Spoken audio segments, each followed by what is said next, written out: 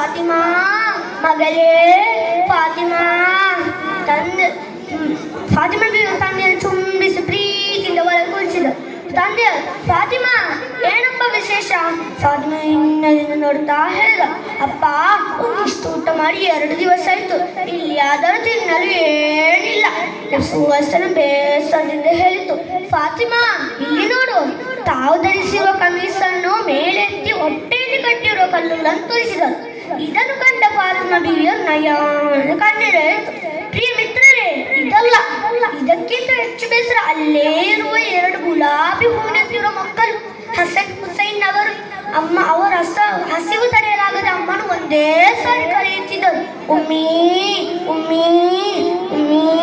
ಇದನ್ನು ಕೇಳಿದ ಏನು ಬಸ್ಸಿನ ಅಲ್ಲಿ ನಡೆದು ಮದೀನಾ ಕಡೆಗೆ ತಲುಪಿದರು. ಹಾಗೂ ಒಂದು ಅರಬಿ ತನ್ನ ಖರ್ಜೂರ ತೋಟಕ್ಕೆ ನೀರಾಗುತ್ತಾ ಇದ್ದ. ಮನುಷ್ಯ, ನಾನು ನೀರಾಕಲು ಸಾಯಿಸ್ಬೇ, ಕೂಲಿ ನೀಡುವೀರಾ? ಅವಿಶ್ವಾಸಿ ಅರಬಿ. ಸರಿ, 1 ಬಕೆಟ್ ನೀರು ಹಾಕಿದರೆ 3 ಖರ್ಜೂರ ಕೊಡುತ್ತೆ. ಬಕೆಟ್ ಬಾವಿಸಿದರು, ನೀರು ಮೇಲೆತ್ತಿದರು. ಒಂದಲ್ಲ 2 ಅಲ್ಲ 8 ಸಾರಿ. 9ನೇ ಸಾರಿ ಆಗುವಾಗ ಆ ಮಹಾ ಘಟನೆ ಉಂಟಾಗಿತ್ತು. ಟಿಟ್ ಟಿಟ್ ಹಾಗಾಯ್ತು, ಬಕೆಟ್ ಬಾವಿಗೆ ಬಿತ್ತು.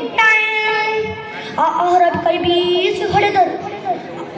ಆ ಗುಲಾಬಿ ಹೂವಿನಂತಿರುವ ಮುಖಕ್ಕೆ ಹಸಿವು ತಡೆಯಲಾಗದಿಂದ ಏನು ಪರಿಸರ ನಡೆದರು. ಆ ಅರಬಿ ಚಿಂತಿಸಿದರು, ನಾನು ಹೊಡೆದವರು ಪ್ರವಾದಿಯಾಗಿರಬಹುದೇ?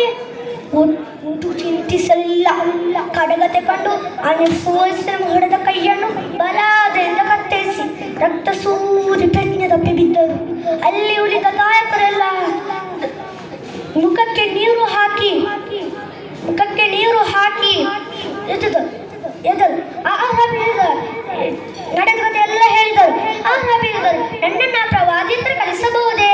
10 ಯುವಕರು ಆ ಪ್ರವಾದಿ ಹತ್ರ ಕಳಿಸಿದ್ದರು. ಅಲ್ಲ, ಅಲ್ಲಿ ನೋಡು, ತನ್ನ 2 ಮಕ್ಕಳಿಗೆ ಖರ್ಜೂರ ನೀಡುತ್ತಾ ಇದ್ದರು.